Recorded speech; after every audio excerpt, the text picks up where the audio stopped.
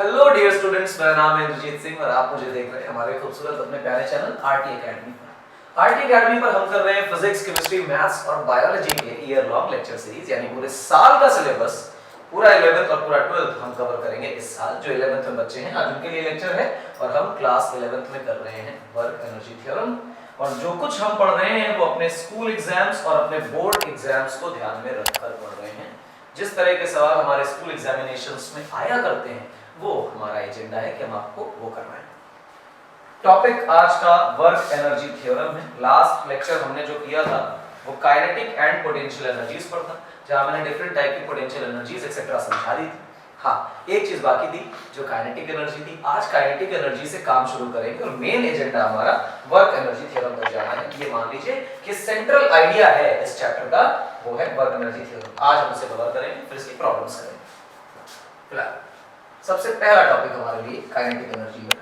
What is kinetic energy समझते हैं। Kinetic energy क्या है? सबसे पहली बात, काइनेटिक एनर्जी की डेफिनेशन लिखनी चाहिए।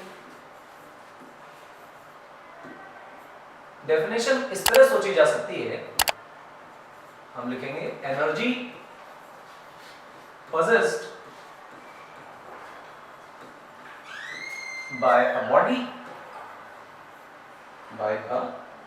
body due to its motion।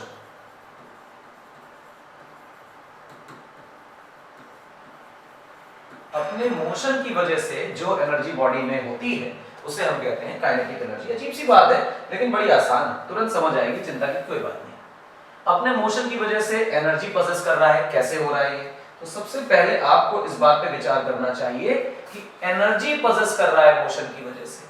और अगर हम चर्चा कर रहे हो एनर्जी टर्म की तो हम कहते हैं this is nothing but ability और कैपेसिटी टू डू वर्क।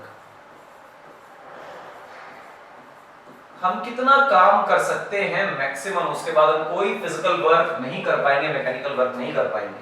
कब तक कर पाएंगे? जब तक हमारे अंदर एनर्जी। कितना कर पाएंगे? जितनी एनर्जी हमारे अंदर स्टोर है उतना हम वर्क कर पाएंगे। यानी कि मोशन की वजह से कोई एनर्जी पॉसेस हो रही है और एनर्जी तो वर्क डन करवाती है, यानी मोशन की वजह से जो हम वर्क डन करने की क्षमता रखते हैं, ताकत रखते हैं, कैपेसिटी रखते हैं, वो कहलाता है काइनेटिक एनर्जी। काइनेटिक एनर्जी का मतलब अपने मोशन की वजह से जो वर्क हम कर सकते हैं उसे कहते हैं कि हमारी काइनेटिक एनर्जी। चलो इसके बारे में थोड़ा विचार कर लेते हैं। जैसे मान लीजिए कि आपके पास एक ब्लॉक है इस तरह से, एंड लेट्स से कि ये m मास का है और ये भी मान लेते हैं कि ये किसी v वेलोसिटी से चल रहा है, ठीक है, अच्छी बात। एंड एनी हाउ ये रिटार्ड होता है। मैं ये नहीं कह रहा हूं कि रिटार्ड कांस्टेंट रेट से हो रहा है, वेरिएबल रेट से हो रहा है, not going into it. Finally इसकी जो स्पीड है वो 0 हो जाती है, यानी रिटार्ड हो रहा है। जवाब है हाँ, रिटार्ड हो रहा है। तो 1 2 3 4 5 10 15 कितनी फोर्सेस लग रही होंगी, उन सब का जो रिजल्टेंट होगा बेटा वो ऐसे आ रहा होगा पीछे, और हम कहेंगे कि हाँ एफ नेट पीछे आ रहा है, इसी वजह से तो रिटार्ड हो रहा है। रिटार्ड हो रहा है तो एक्सेलरेशन के बारे में अगर बात करोगे तो तुम कह दोगे रिटार्डेशन है, वेलोसिटी के ऑपोजिट डायरेक्शन में एक्सेलरेशन है। अगर वेलोसिटी की डायरेक्शन को पॉजिटिव माना जाए तो एक्सेलरेशन नेगेटिव होगा, ठीक है। जो डिस्प्लेसमेंट है उसे हम d कहते हैं और ये पार्टिकल ऐसे जा रहा है।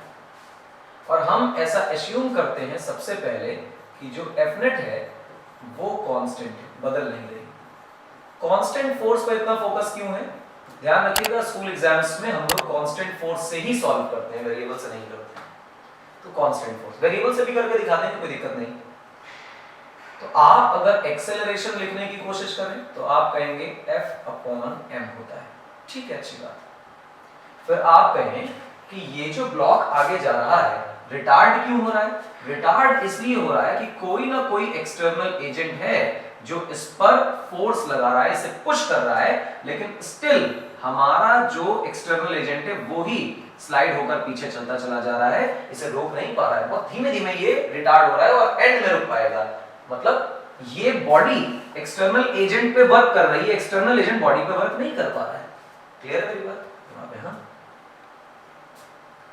तो अब अगर हम देखें कि वर्क डन कैसे लिखा जाएगा तो कोई बच्चा कहेगा वर्क डन का मतलब होता है F.T। हाँ, बात तो सही है। F डॉट d का मतलब होता है force into displacement into cos theta. आप इस थीटा को देखो बेटा, तो जो फोर्स एक्सटर्नल एजेंट लगा रहा है वो पीछे की तरफ है, and if you wish to watch और सी द डिस्प्लेसमेंट, तो वो राइट साइड में, दोनों की डायरेक्शंस ऑपोजिट है, इस वजह से इनका जो एंगल है दैट इज 180 डिग्रीज। cos 180 की वैल्यू -1 होती है, तो वर्क डन बन गया negative, that is F dot d। अब अगर हम ये जानना चाहें कि क्या है हमारा एक्सेलरेशन, क्या है हमारी फोर्स, तो फोर्स का फॉर्मूला तो यहां से अगर देखोगे तो F का वैल्यू तो बन जाएगा m into a, तो नेट फोर्स की जगह लिखेंगे m टाइम्स a और यहां d। यही है जवाब है। अब चर्चा एक्सेलरेशन की, तो थर्ड इक्वेशन को याद करो। थर्ड इक्वेशन कौन सी हुई? काइनेमेटिक्स वाली, that is v square minus u square equal to 2as। Finally हमारा पार्टिकल रुक चुका है। इनिशियली उसकी स्पीड हमने v मानी थी, एक्सेलरेशन a और डिस्टेंस d। अब आप a का अगर फॉर्मूला निकालेंगे तो it will come out to be v square by 2d। Just put it here, minus msa, acceleration is minus v square by 2d, और यहां पर बेटा क्या है? d। माइनस से माइनस कैंसिल होगा, d से d कैंसिल होगा, you will get your answer as mv square by 2। ये वर्क डन किया गया, यानी इतनी एनर्जी हमारी बॉडी की कम हो गई। तो यही वर्क डन तो हमारी बॉडी ने किया, जितनी एनर्जी उसकी कम हो गई। हम कहेंगे यही फॉर्मूला काइनेटिक एनर्जी का है। This was the energy possessed by the body due to its motion। अपने अंदर वेलोसिटी होने के कारण वो एक्सटर्नल एजेंट से टकराता है और टकराकर उसे डिस्प्लेस करता चला जाता है, और हम कहते हैं कि बॉडी ने कोई ना कोई वर्क डन कर दिया। वो वर्क डन उसके मोशन की वजह से था, इसलिए जितना वर्क डन वो कर पाया वो सारी की सारी उसकी काइनेटिक एनर्जी के बराबर। तो काइनेटिक एनर्जी का फॉर्मूला निकल आया mv²/2। सिंपल। हमारे लिए काइनेटिक एनर्जी का फॉर्मूला बेटा है mv²/2। This is my kinetic energy. लेकिन फिर मैं आपको बोल रहा हूं कि काइनेटिक एनर्जी पे विशेष ध्यान दीजिएगा एक बार, कि इस काइनेटिक एनर्जी में ये जो v है, ये दो चीजें हो सकती है। इसे आप स्पीड सोच सकते हैं, इसे आप वेलोसिटी सोच सकते हैं। पर आपसे विशेष तौर पे कहा जा रहा है बेटा कि वेलोसिटी नहीं सोचना है, स्पीड सोचना है। हाफ mv² काइनेटिक एनर्जी के टर्म में v जो है वो स्पीड है, मैग्नीट्यूड है, वेलोसिटी डायरेक्शन नहीं है। ठीक?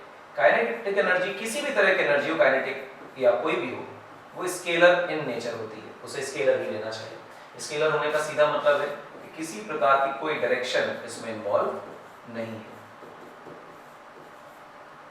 बहुत इंपॉर्टेंट, दिमाग में रखें। क्लियर है मेरी बात? हाँ, इस फॉर्मूले को और एक तरह से लिखा जाता है। कई बार कई ऑथर्स इसको वेलोसिटी के टर्म में लिख देते हैं।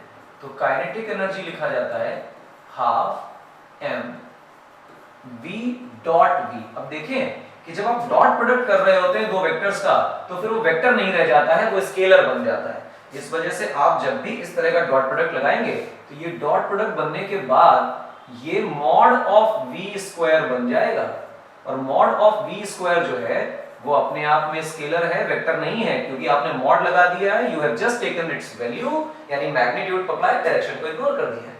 इस तरह से भी लिखा होता है, if you get some velocity ijk cap और उससे अगर आपको मैग्नीट्यूड निकालना है तो मैग्नीट्यूड ना निकाल के डॉट प्रोडक्ट करके भी काम चल जाता है। इस तरह से ये चीज, तो आपको ये फार्मूला पता होना चाहिए। दूसरा एक खास बात इसमें और, and that is called as relation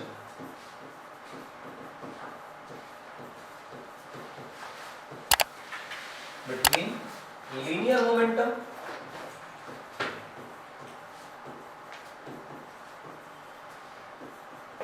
and kinetic energy। यानी काइनेटिक एनर्जी और लीनियर मोमेंटम के बीच में क्या रिलेशन है। ये एक इंपॉर्टेंट सवाल है, आपके पेपर में 1 नंबर 2 नंबर में आता है, और अगर यूटी होगा तो भी आएगा, मिड टर्म होगा तो भी आएगा, फाइनल होगा तो भी आएगा। आप मान के चलिए कि अगर work energy theorem chapter, work energy power chapter से कुछ भी आ रहा है तो ये एक क्वेश्चन ऐसा है जो 1 नंबर 2 नंबर में आ जाता है और इंपॉर्टेंट है, विशेष ध्यान रखेंगे इस। चलिए सबसे पहले मोमेंटम की बातें कर लेते हैं। Momentum is nothing but mv। Sir momentum तो वेक्टर क्वांटिटी होती है और काइनेटिक एनर्जी स्केलर क्वांटिटी होती है, तो मतलब इस भाई साहब के पास डायरेक्शन नहीं है और मोमेंटम के पास डायरेक्शन है, तो एक काम करो, दोनों के मैग्नीट्यूड्स को कंपेयर कर लो। तो जो रिलेशन है, जो कंपैरिजन है, वो मैग्नीट्यूड्स का है, डायरेक्शन इन्वॉल्व नहीं किया गया। अब अगर आपसे काइनेटिक एनर्जी बोला जाए तो आपसे हम कहेंगे कि ये तो mv²/2 होता है। तो इनमें गौर करो तो m और v ये दो चीजें कॉमन है, तो चाहे m का सब्स्टिट्यूशन लगा दो और चाहे v का सब्स्टिट्यूशन लगा दो, बात बन जाएगी। तो चलो एक काम करते हैं, v का सब्स्टिट्यूशन लगाते हैं। तो P = mv वाले फॉर्मूला से v की वैल्यू जो है वो बन जाएगी बच्चा P/m। इसको पुट कर दीजिए काइनेटिक एनर्जी के अंदर, तो काइनेटिक एनर्जी का फॉर्मूला बनेगा 1/2 m v²। v का फॉर्मूला ये है, तो दिस बिकम्स p²/m²। अच्छा अब देखो m से एक m कैंसिल हो जाएगा, तो हमारे लिए फॉर्मूला बचेगा p²/2m। ये काइनेटिक एनर्जी का फॉर्मूला है। The final kinetic energy comes out to be p²/2m। सवाल इस तरह पूछे जाते हैं कि क्वेश्चन में पार्टिकल का मोमेंटम दे देता है, मास दे देता है और कहता है कि काइनेटिक एनर्जी बताओ। तो कई तरीके हैं, मोमेंटम अगर दिया है और मास दिया है तो स्पीड आ जाएगी, स्पीड और मास पता होने के बाद काइनेटिक एनर्जी आ जाएगी। अगर आप लंबी कैलकुलेशन से बचना चाहते हैं तो जस्ट लर्न दिस फॉर्मूला। अच्छा ये तो ठीक है, लर्न कर लिया आपने, लेकिन इससे ज्यादा इंपॉर्टेंट एक और चीज है, वो क्या? अगर आप इससे p² की वैल्यू निकालेंगे तो आएगा 2m टाइम्स काइनेटिक एनर्जी। जब आप p की वैल्यू निकालेंगे तो आप लिखेंगे 2m काइनेटिक एनर्जी का स्क्वायर रूट। और फिर अगर इसे गौर से देखें तो ये तो जस्ट एक मैनिपुलेशन है, इसी को अलग लिख लिया, वहां काइनेटिक एनर्जी का रिलेशन लिखा है, यहाँ मोमेंटम का रिलेशन लिखा है। लेकिन ध्यान रखें ये एक बहुत इंपॉर्टेंट रिलेशन है। ये इतना इंपॉर्टेंट क्यों है? एकदम सिंपल सा इंपॉर्टेंस है इसका कि जब आप केमिस्ट्री में शुरुआत में आपने पढ़ा होगा फोटोइलेक्ट्रिक इफेक्ट, उसी वक्त दिख गया होगा कि ये फॉर्मूला कितना इंपॉर्टेंट है। उसका कारण क्या है, गौर से सुनना। आप चार्ज पार्टिकल के लिए काइनेटिक एनर्जी क्या लिखते हो? चार्ज पार्टिकल के लिए करंट इलेक्ट्रिसिटी में पढ़ते हैं, काइनेटिक एनर्जी का फॉर्मूला होता है Q टाइम्स V। तो वहां पर मोमेंटम निकाल सकते हो QV लगाकर। तो this momentum becomes square root over 2m kinetic energy की जगह Q टाइम्स V, ये हो जाता है। अगर आप थर्मल काइनेटिक एनर्जी की बात करो, जैसे गैस मॉलिक्यूल्स टेम्परेचर की वजह से कुछ काइनेटिक एनर्जी गेन करते हैं, तो काइनेटिक एनर्जी का फॉर्मूला होता है F/2 kT। F/2 kT। F क्या है? इसे डिग्री ऑफ फ्रीडम बोलते हैं। F क्या है? F को डिग्री ऑफ फ्रीडम और K को बोलते हैं बोल्ट्जमैन कांस्टेंट। T का मतलब टेम्परेचर से। तो हमारे लिए मोमेंटम क्या बन जाएगा? मोमेंटम बन जाएगा 2m kinetic energy is F/2 kT। ये मोमेंटम बन गया। तो we have got another formula for momentum, अलग अलग चीजों के टर्म में। हालांकि अभी हमारे सिलेबस में नहीं आएगा, ये चीज केमिस्ट्री में खूब इस्तेमाल होती है। 12th क्लास में यही फॉर्मूलाज इस्तेमाल होते हैं जब लोग मॉडर्न फिजिक्स पढ़ते हैं, और जी जान से इस्तेमाल होते हैं। मैग्नेटिज्म में खूब इस्तेमाल होता है, लेकिन सिखाया यहाँ जाता है। तो हालांकि आपको ये चीज नहीं पता तो थर्मोडायनेमिक्स में करेंगे कुछ टाइम बाद, और ये चीज भी आपको शायद ना पता हो, लेकिन 10th में पढ़ी है ये वाली चीज, तो आपको याद होगी। तो इस तरह से हम लोग रिलेशन निकालते हैं मोमेंटम और काइनेटिक एनर्जी। अब कहानी आती है हमारे आज के कोर कॉन्सेप्ट यानी कि work energy theorem. Work energy theorem क्या कह रही है, गौर से देखिए। वर्क एनर्जी थ्योरम कह रही है कि आप फोर्स लगाइए बॉल पर, किसी भी ऑब्जेक्ट पे, उस पर फोर्स लगा के उसको डिस्प्लेस करिए, वर्क डन होगा। और ऐसा होने पर क्या इसकी काइनेटिक एनर्जी बढ़ जाएगी? तो हम कहेंगे हाँ काइनेटिक एनर्जी तो बढ़ जाएगी। अगर किसी प्रकार से काइनेटिक एनर्जी बढ़ रही है तो इसका मतलब हम वर्क डन कर रहे हैं। देखो सामने की तरफ फोर्स है और सामने की ही तरफ डिस्प्लेसमेंट है, यानी कि जो वर्क डन है वो कैसा है बेटा? पॉजिटिव। और वर्क डन हम अगर बॉडी पर कर रहे हैं तो उसकी काइनेटिक एनर्जी बढ़ रही है। ठीक, मान लीजिए कि आपकी जो बॉल है वो इस दिशा में आ रही है इस वेलोसिटी से, और हम उस पर इस तरफ फोर्स लगा रहे हैं लेफ्ट साइड में और इसे रोकने की कोशिश कर रहे हैं, पर बॉल बहुत तेज है, हम इसे रोक नहीं पा रहे हैं। बॉल पीछे की तरफ आती जा रही है, डी डिस्प्लेस हो रही है, और मेरी फोर्स अभी भी आगे है इसे रोकने के लिए, तो लॉजिकली जो वर्क डन होगा वो नेगेटिव होगा। तो आपको ऐसा नहीं पता चल रहा है कि बॉल स्पीड कम हो जाएगी, स्पीड कम हो जाएगी तो काइनेटिक एनर्जी घट जाएगी। तो आप देखें अगर टोटल वर्क पॉजिटिव है तो काइनेटिक एनर्जी ऐड हो रही होगी, बढ़ रही होगी, और टोटल वर्क अगर नेगेटिव है तो बॉडी से काइनेटिक एनर्जी रिमूव हो रही होगी। बॉडी पर लगने वाली जितनी फोर्सेस हैं एक्सटर्नल, वो एक्सटर्नल फोर्सेस अगर किसी भी तरह से पॉजिटिव वर्क कर रही हैं तो बॉडी की काइनेटिक एनर्जी में इंक्रीमेंट होता है, और अगर किसी तरह से नेगेटिव वर्क कर रही है सेकंड केस, तो उसमें रिमूव होता है काइनेटिक एनर्जी, यानी काइनेटिक एनर्जी डिक्रीज हो जाती है, कम हो जाती है। ठीक है, अच्छी बात है, इट्स ऑल राइट, कोई परेशानी नहीं। लेकिन एक बात क्लियर कि अगर एक्सटर्नल फोर्सेस जितनी भी हैं, जिस भी तरह की, कंजर्वेटिव, नॉन कंजर्वेटिव, सूडो, फलाना फलाना फलाना, जो भी फोर्सेस हैं, इन सबका वर्क डन अगर नॉन जीरो है तो इसका मतलब काइनेटिक एनर्जी भी नॉन जीरो है। इसका मतलब जब जब एक्सटर्नल एजेंट्स का वर्क डन आएगा तो काइनेटिक एनर्जी में परिवर्तन आएगा ही आएगा। And this is what we call as work energy theorem. अच्छा इलस्ट्रेशन है, सामान्य बातें दिखाई देती, आराम से समझ आया होगा कि जब भी एक्सटर्नल फोर्सेस बॉडी पर वर्क करेंगी तो काइनेटिक एनर्जी में चेंज आएगा। पॉजिटिव वर्क करेंगी तो काइनेटिक एनर्जी बढ़ जाएगी, यानी कि एक्सटर्नल एजेंट अपनी एनर्जी सप्लाई कर रहा है, और अगर नेगेटिव वर्क करेंगी तो काइनेटिक एनर्जी घट जाएगी, वो बॉडी की एनर्जी को एब्सॉर्ब कर रहा है। ठीक है, अच्छी बात है क्या वर्क एनर्जी थ्योरम? जो है उस पर डिस्कशन कर लेते हैं। WET work energy theorem. तो सुने वर्क एनर्जी थ्योरम क्या है, बहुत इंपॉर्टेंट है। वर्क एनर्जी थ्योरम का मतलब है, लिख रहे हैं,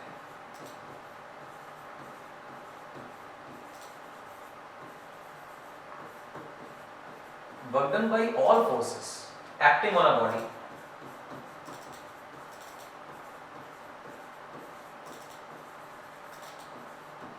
is equal to the change in kinetic energy of the body.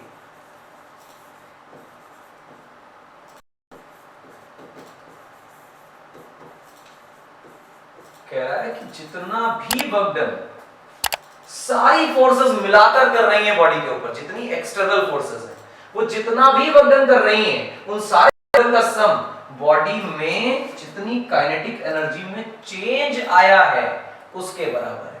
यानी वर्क डन है वो काइनेटिक एनर्जी में चेंज लाता है। ये इलस्ट्रेशन अभी 1 मिनट पहले हमने देखा भी था। ये इंपॉर्टेंट टर्म है। आप फोर्स मत लिखिए, ऑल फोर्सेस लिखिए, एक दो फोर्स नहीं, जितनी काम कर रही हैं वो सारी फोर्सेस। ठीक है, अच्छा चल देखो बताता हूं कैसे करते हैं इसे। मान लीजिए किसी बॉडी की स्पीड किसी वक्त u है, थोड़ी देर बाद कुछ डिस्प्लेसमेंट के बाद इसकी स्पीड आगे की ही तरफ v हो जाती है। जो डिस्प्लेसमेंट ऐसे समय में चला गया इसे हम कहते हैं कि d है, बोल देते हैं, कोई दिक्कत की बात नहीं। There are several forces acting on the body, जैसे F1 है, जैसे F2 है, जैसे F3 है, जैसे F4 है, एंड सो ऑन जो भी है। मैं ये कह सकता हूं कि जो F नेट है वो इन सब का भैया वेक्टर सम है, F1 plus F2 plus F3 plus F4 and whatever जो भी है। इस तरह से कितनी भी फोर्सेस हैं वो बहुत सारी हैं। ठीक है, अच्छी बात है।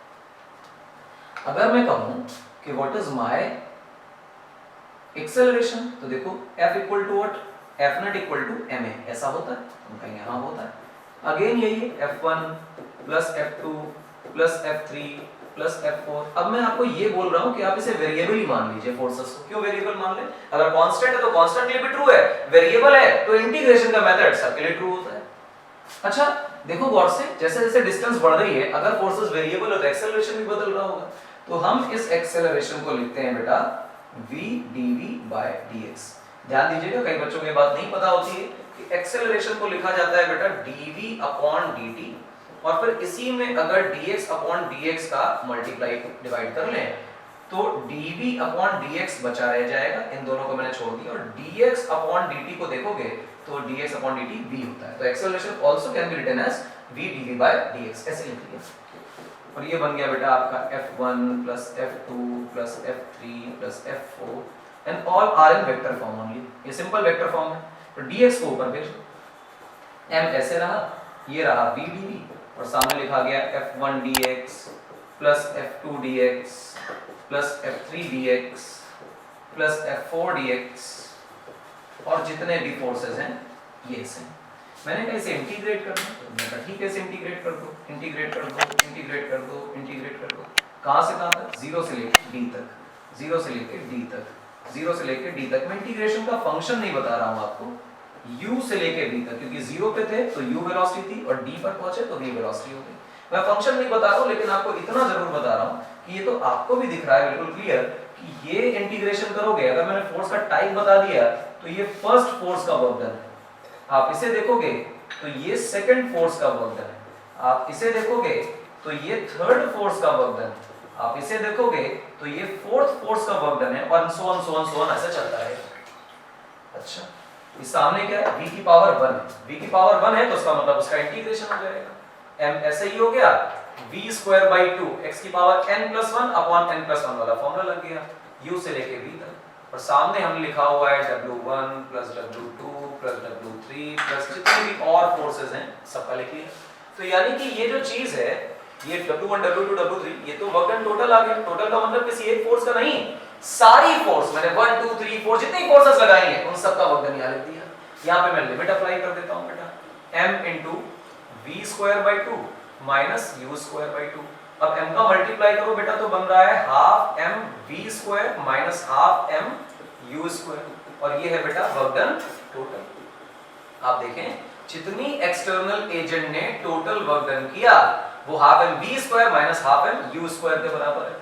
अब मैं अगर आपसे ये कहने लग जाऊं कि बेटा ये वाला टर्म तो फाइनल काइनेटिक एनर्जी है और ये वाला टर्म तो इनिशियल काइनेटिक एनर्जी है, तो आप भी खुश हो जाएंगे कि हाँ कुछ ऐसा ही है। ऐसा है तो लिख सकते हैं k final minus k initial, और इसी को लिख सकते हैं बेटा delta k w,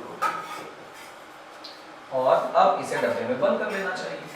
this is what we call as work energy theorem. ये है work energy theorem. This is w e t k final minus k initial और डेल्टा k। भाई फाइनल माइनस इनिशियल तो चेंज इन काइनेटिक एनर्जी के बराबर है। एक proper proof हमने किया जिसमें हमने दिखाया कि जितनी फोर्सेस वर्क डन करती हैं उन सारे फोर्सेस के वर्क डन का सम टोटल काइनेटिक एनर्जी में चेंज के बराबर हुआ करता है। और दूसरी बात ये कि उसका स्टेटमेंट भी लिखा। पेपर में क्वेश्चन कैसे आता है, पेपर में क्वेश्चन आता है state and proof work energy theorem, ऐसे सवाल आता है। बहुत बच्चों की बीमारी है इसमें, आप गौर करिएगा कि आप भी गलती करते ही हैं और करेंगे पक्का अगर सुनेंगे नहीं तो। जब ये लिख के आता है स्टेट एंड प्रूफ, जिस बच्चे को ये डेरिवेशन नहीं आती वो लिख के चला आता है, जिस बच्चे को डेरिवेशन बहुत अच्छी आती है वो स्टेटमेंट छोड़ के चला आता है। 3 नंबर में क्वेश्चन आता है, 1 नंबर की स्टेटमेंट है, 2 नंबर का डेरिवेशन है। अब आपने स्टेटमेंट नहीं लिखी हड़बड़ी में कि आपके हिसाब से वर्क एनर्जी थ्योरम लिख तो दी, 1 नंबर स्टेटमेंट का 1 नंबर प्रूवमेंट का है। तो स्टेट एंड प्रूफ शब्द है तो आपको स्टेटमेंट भी लिखनी है और प्रूवमेंट भी लिखनी है, तो ये इंपॉर्टेंट है। इस तरह से हम वर्क एनर्जी थ्योरम को एक्सप्लेन करते हैं, प्रूव करते हैं, और दिमाग में रखना है कि work done by all the forces is equal to change in kinetic energy. इसको थोड़ा बेटा एक्सपैंड करते हैं। कैसे एक्सपैंड करते हैं बताता हूं आपके लिए। मैं लिखता हूं work done total equal to change in kinetic energy, में से यही रहने देता हूं। टोटल वर्क डन को मैं 2 हिस्सों में बांट देता हूं। मैं कहता हूं work done by conservative forces और work done by non conservative forces. ऐसा मैं जानबूझकर खुद से डिवीजन कर रहा हूं। अच्छा ठीक है, इन दोनों का सम टोटल वर्क डन तो चेंज इन काइनेटिक एनर्जी के बराबर ही होगा। यहां से मैं एक कंडीशन लगाता हूं, if work done of non conservative forces are 0, जितनी नॉन कंजर्वेटिव फोर्सेस हैं उनका वर्क डन अगर ना हो, यानी कोई नॉन कंजर्वेटिव वर्क डन नहीं कर रही, यानी जो वर्क डन है, डिस्प्लेसमेंट जो हो रहा है वो सिर्फ और सिर्फ कंजर्वेटिव फोर्सेस के अधीन हो रहा है, यानी उसके इन्फ्लुएंस में हो रहा है। कंजर्वेटिव फोर्स का मतलब जैसे ग्रेविटी, जैसे स्प्रिंग फोर्स, ये कंजर्वेटिव फोर्स है। जैसे इलेक्ट्रोस्टैटिक फोर्स, ये कंजर्वेटिव फोर्स। ऐसे में अब ध्यान रखना कि अब मैंने ये कंडीशन बोल दी है, इसके बाद जो लिखूंगा वो इस कंडीशन पर है, तो फिर आप लिखेंगे work done by conservative equal to delta k. और फिर आप इस बात को तो जानते ही कि कंजर्वेटिव फोर्स से तो डेल्टा यू नेगेटिव लिखा जा सकता है। ये बकवास क्या करिए, अरे ये पढ़ाया ना तुम लोगों को कि कंजर्वेटिव फोर्स का work done change in kinetic energy के नेगेटिव के बराबर होता है। हाँ भाई बात तो सही है। तो एक काम करो, इसको लिखो u final minus u initial, और इसको लिखो k final minus k initial. अब माइनस को खोल दो तो आएगा u initial minus u final equal to k final minus k initial. Plus minus वाले को उधर कर दो, तो k इनिशियल को इधर ले आओ लेफ्ट में, तो k initial plus u initial, सामने u फाइनल को ले जाओ तो आप कहोगे ऐसे। अरे मजा आ गया। गौर से देखो, ये जो टर्म है ना तो सामने दिख रहा है k प्लस u, इसे बोलते हैं मैकेनिकल एनर्जी। मैकेनिकल मतलब total mechanical energy.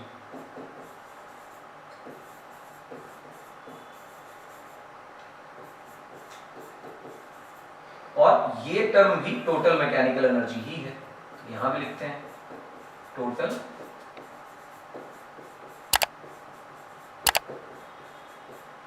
Mechanical energy. ध्यान दीजिए ये इनिशियल है और ये फाइनल। अब देखिए इनिशियल और फाइनल टोटल एनर्जीज बराबर हो गई। Total mechanical energy initial equal to total mechanical energy final, ये हो गई। और जब ये हो गई तो बात बन गई।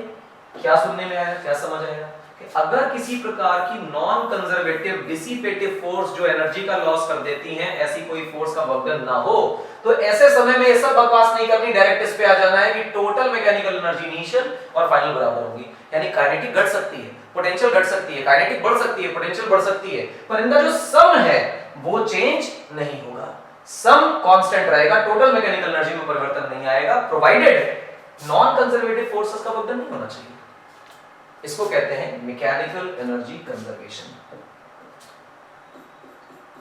या सिंपली एनर्जी कंजर्वेशन।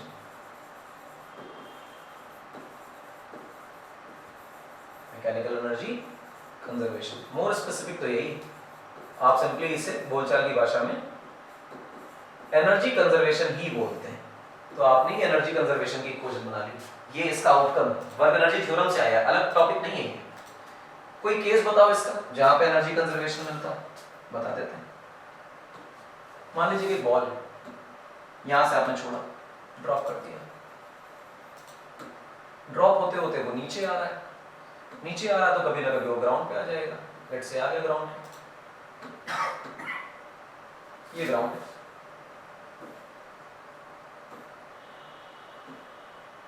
ये ग्राउंड है। कह रहा है कि अगर इसका मास m है और ये h हाइट से छोड़ा गया है, तो टकराते वक्त जस्ट बिफोर कोलाइडिंग इसकी क्या स्पीड हो गई थी, इसको कैलकुलेट करिए। इस तरह के सवाल खूब पूछे जाते हैं, कितनी स्पीड से टकराया था कि इंपैक्ट पता चले कि कितना फोर्स लगाएगा ये, इस तरह के सवाल आते हैं। तो एक तो तरीका इसका काइनेमेटिक्स का है, दो मेथड से इस सवाल को हम लोग डील करते हैं। मेथड्स दो, एक तो वो काइनेमेटिक्स वाला फ्री फॉल का तरीका, और दूसरा है energy conservation, EC energy conservation. Kinematics वाला आप जानते हैं, फ्री फॉल की इक्वेशन लगाएंगे बात बन जाएगी। एनर्जी कंजर्वेशन कैसे काम करेगी, हम दो लेवल्स लेते हैं ए और बी। ए पर हम एज्यूम करते हैं कि जो जीपीई ग्रेविटेशनल पोटेंशियल एनर्जी है वो जीरो, तो लॉजिकली यहां पर जो ग्रेविटेशनल पोटेंशियल एनर्जी है, क्योंकि h हाइट ऊपर है हमारे रेफरेंस लेवल से, तो वहां पर पोटेंशियल एनर्जी mgh हो जाएगी। अब अगर हम कोई ये कहने लग जाएं कि यार इस पे फोर्स कौन सी काम कर रही है, तो तुम कहोगे mg काम कर रही है, ये तो ग्रेविटी की फोर्स है। जवाब है हाँ। और ग्रेविटी को अगर तुम देखोगे तो ये तो कंजर्वेटिव फोर्स है, तो हम कहेंगे हाँ कंजर्वेटिव फोर्स है। क्या इसके ऊपर कोई और फोर्स काम कर रही है, तो जवाब है नहीं, यानी नॉन कंजर्वेटिव फोर्स ही नहीं है, तो नॉन कंजर्वेटिव का वर्क भी नहीं। यानी कि ईसी एनर्जी कंजर्वेशन होल्ड करेगा, बिल्कुल करेगा। और जैसे ही एनर्जी कंजर्वेशन का विचार आए, तुरंत आपके दिमाग में सेटल होना चाहिए कि kinetic plus potential must be equal to kinetic plus potential. कौन कौन से पॉइंट्स पे, तो आप कहोगे ए पॉइंट का काइनेटिक प्लस पोटेंशियल और बी पॉइंट का काइनेटिक प्लस पोटेंशियल बराबर होना चाहिए, अन्यथा बात नहीं बनेगी। तो आपने ये लिख लिया। अब आप क्या कर रहे हैं, अब आप ए पॉइंट की काइनेटिक एनर्जी लिख रहे हैं जो जीरो है। या क्यों जीरो है, सॉरी बी पॉइंट की पहले लिखेंगे जहां से काम शुरू हो रहा है। तो बी पॉइंट की काइनेटिक एनर्जी जीरो, कारण बी से आपने ड्रॉप किया है। जब भी हम कहते हैं ड्रॉप किया है तो उस वक्त इनिशियल वेलोसिटी कितनी होती है, जीरो। काइनेमेटिक्स में पढ़ के आए, और वेलोसिटी है जीरो, तो काइनेटिक एनर्जी जीरो। पर पोटेंशियल एनर्जी तो है सब, और वो कितनी है mgh। ऐड कर दीजिए और इसको इक्वेट कर दीजिए। जब ये नीचे आ गया ए पॉइंट पर, तो इसकी पोटेंशियल एनर्जी कितनी हो गई, जीरो, क्योंकि हमने अज्यूम करी है जीरो। काइनेटिक एनर्जी कितनी है हमें नहीं पता, तो हम मान लेते हैं कि काइनेटिक एनर्जी है हाफ mv²। तो हमारे लिए फॉर्मूला बना half mv² equal to mgh। m से m कैंसिल, v² की वैल्यू आ गई बेटा 2gh, तो v की जो वैल्यू आ गई वो आ गई √2gh। ध्यान दीजिए ये बहुत छोटा सा पार्ट है जो मैंने आपको बताया है, बट बिलीव मी कि इतना सब बोलने के बाद ही ये सत्य होता है। कहने को ऐसा भी डायरेक्ट बोला जा सकता है कि बॉडी नीचे गिर रही है, एनर्जी कंजर्वेशन काम करता है, तो लगा दो डायरेक्ट, लगा नहीं तो जहां पर नॉन कंजर्वेटिव फोर्सेस का वर्क आ जाता है वहां बच्चों से न्यूमेरिकल गलत हो जाता है। इसलिए मैंने बार बार ये बात बोली कि कंजर्वेटिव फोर्स काम कर रही है क्या, इसके अलावा कोई और फोर्स है कि नहीं, तो एनर्जी कंजर्वेशन काम करेगा। इस तरह से आप डब्बा बनाएंगे, ये लिखेंगे और फिर इनके corresponding in points of potential और काइनेटिक लिखेंगे तो आपसे सवाल गलत नहीं होगा। और इस तरह से आप पेपर में लिख के आएंगे तो आपको मार्क्स भी पूरे मिलेंगे। आप इस लेवल पे जीपी 0 डिनोट करिए, नहीं करेंगे तो बात नहीं बनेगी। नंबर पूरे चाहिए 100 में 100, तो इस तरह से जैसे मैं आपको बोर्ड पे लिख कर बता रहा हूं ऐसे ही आप करेंगे। तो ये एनर्जी कंजर्वेशन वाले इक्वेशन का एक बढ़िया सा एग्जांपल है। इस तरह से हम लोग काम करेंगे। तो आज का जो लेक्चर है वो यहाँ पर मैं रोक रहा हूँ, इसके आगे इसको नहीं खींचूंगा। Work energy theorem, kinetic energy, energy conservation और उससे जुड़ी एक प्रॉब्लम, ये 4 कॉन्सेप्ट मैंने आपको दिए। वर्क एनर्जी थ्योरम को तो स्पेशली रट डाली, एनर्जी कंजर्वेशन की इक्वेशंस को दिमाग में रखिए और ये दिमाग में रखिए कि किस कंडीशन पे ईसी काम करता है। जिन कंडीशन पे ईसी काम करता है पकड़ के रख लो कि अगर 10 सवाल आएंगे तो 8 में ईसी काम करता ही करता है। तो हमारे बोर्ड में एनर्जी कंजर्वेशन इतना ज्यादा यूज होगा वर्क एनर्जी थ्योरम वाले चैप्टर में, मजा आ जाएगी। तो एनर्जी कंजर्वेशन के कॉन्सेप्ट को पकड़िए, कैसे मैंने अप्लाई किया इसे देखिए। अगले लेक्चर में हम एनर्जी कंजर्वेशन और वर्क एनर्जी थ्योरम की बहुत सारी प्रॉब्लम्स करेंगे, कम से कम 12-15 प्रॉब्लम्स लेके आएंगे और वो कंप्लीट करेंगे जिससे इन टॉपिक्स की प्रैक्टिस हो जाए। ध्यान रखिएगा ये बहुत शानदार टॉपिक कोर है इस चैप्टर का। तो आज का लेक्चर यहाँ पे खत्म होता है। Thanks for watching. हमें पूरे साल फॉलो करिए और ये करने से आपको आपका कोर्स पूरी तरह डिटेल में आ जाएगा, जैसा बोर्ड्स में लिखना है, जैसा स्कूल एग्जाम्स में लिखना है, नंबर लाने के लिए। आरटी एकेडमी पे पढ़ा रहा हूँ आपको फिजिक्स। मेरा नाम है इंद्रजीत सिंह। मिलेंगे अगले लेक्चर में न्यूमेरिकल्स के साथ। Till then